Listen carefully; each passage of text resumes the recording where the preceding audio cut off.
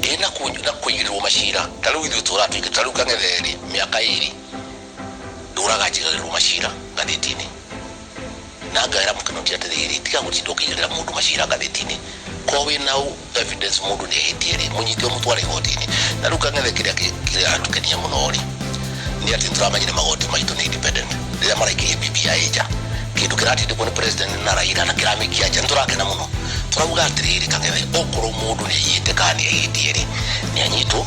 Good afternoon to you viewers. I hope you're fine wherever you are. Welcome to Talk to Africa. My name is George.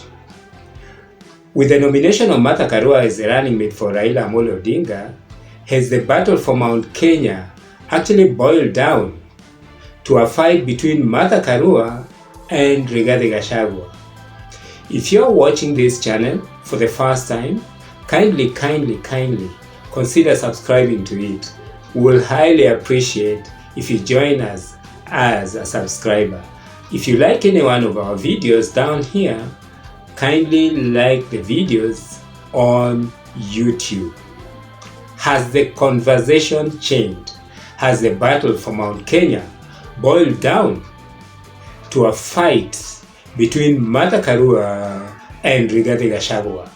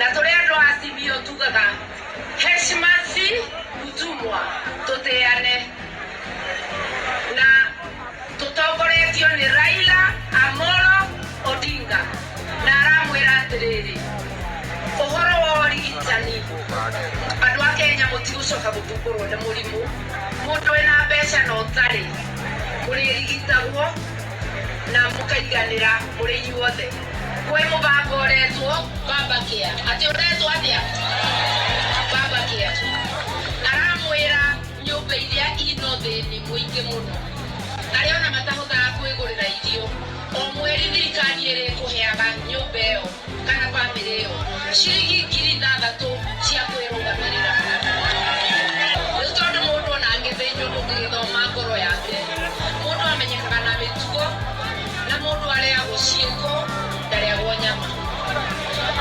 ukirora maisha yote ya Raila Amolo Odinga akiwa ndani ya serikali akiwa nje yake amepigania haki za Wakenya kumpatia kura mnyime.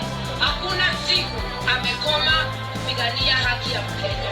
Ni araduire munini wake niwe njiriga gukorwo thirikari kuma mwaka wa 2009 nowe mwira wakwa ati ngoretwo ngikwaririria ukajigua na gukira ciumiini wogo niwe twanyita no haki yako itakuwa imelindwa vilivyo. It's a given fact that Mount Kenya is under the control of one William Samoei Ruto, and Azimio is on its back foot trying to gain the voters or gain control or some influence in Mount Kenya.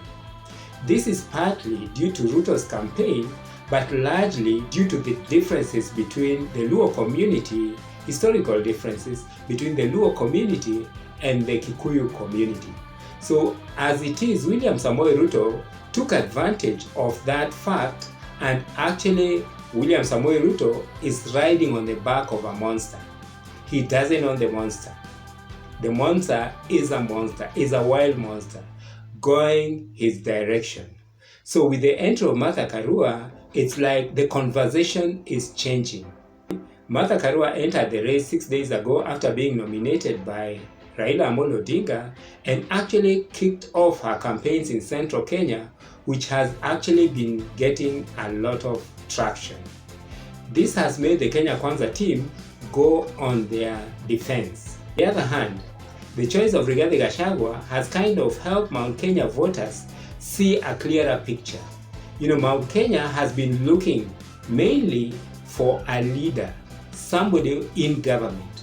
Somebody will basically take their interests and bring resources to Mount Kenya. So when Rigathi Gachagua was appointed by William Samoei Ruto and Martha Karua was appointed by Raila Amolo Odinga, they are now beginning to check who will actually bring the resources to us, as opposed to the leader Uhuru Muigai Kenyatta. The reputation of Martha Karua and her fight against corruption has given Azimio a big boost. Okay. So clearly the battle has shifted because Mount Kenya does not have a candidate in this year's election. So the question here is a question of reputation of Rigathi Gachagua and the reputation of Martha Karua. That is what will determine who gets what in Mount Kenya. One may wonder though, how about Uhuru Muigai Kenyatta as a leader? Uhuru Muigai Kenyatta is a community leader in the eyes of Mount Kenya. You see, but Rigathi Gachagua and Martha Karua will represent the presence of Mount Kenya in the coming government. So that is the dynamic. That being the fight, Rigathi Gachagua's record on corruption is questionable, especially with court cases lined up from here to Mombasa. On top of that, by virtue of the fact that Rigathi Gachagua was a DO in Moi's government, that actually complicates his reputation in the eyes of Mount Kenya.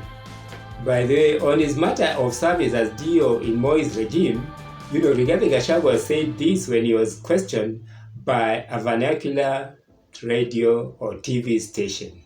Just listen to this. Mheshimiwa Gachagua kwende wale DO Limuru?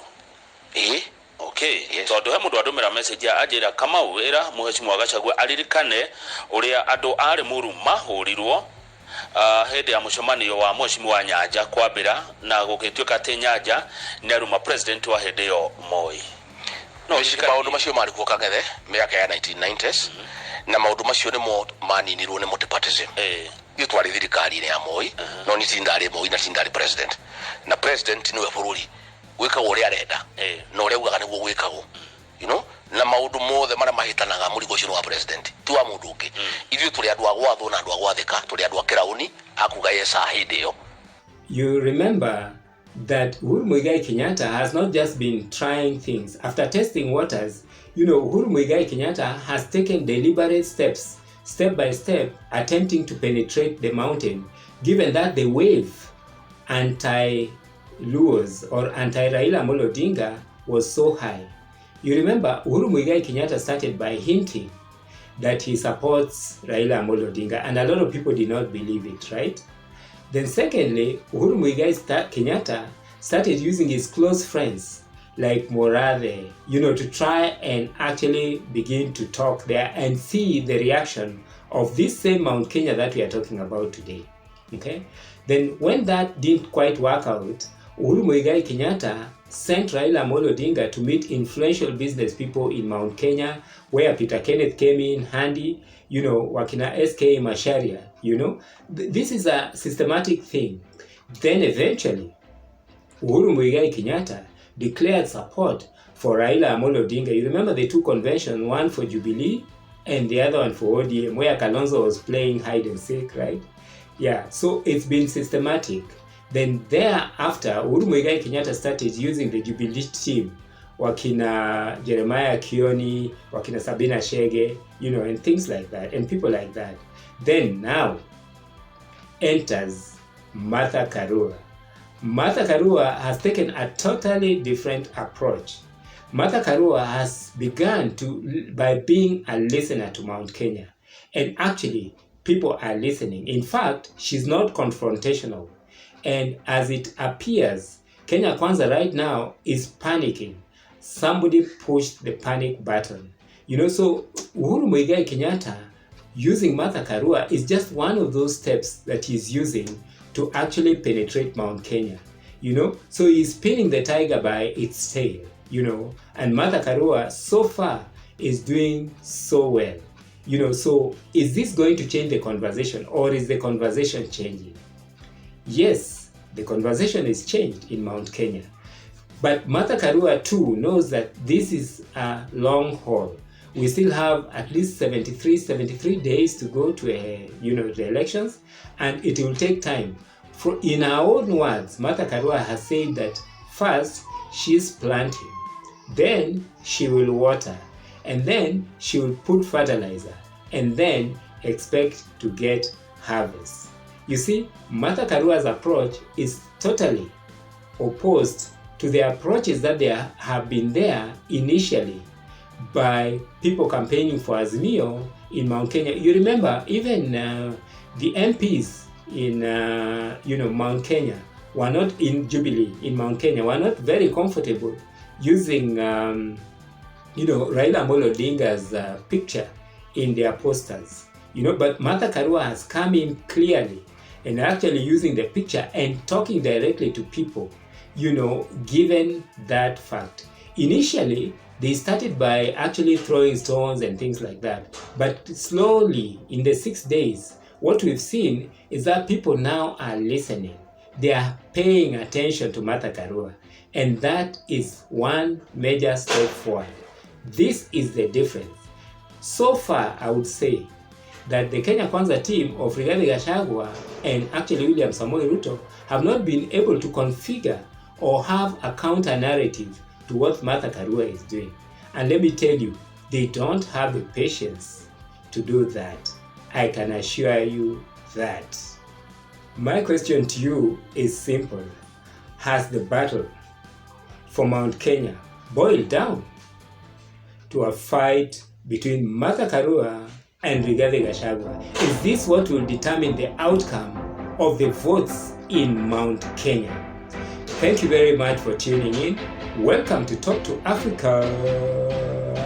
My name is George.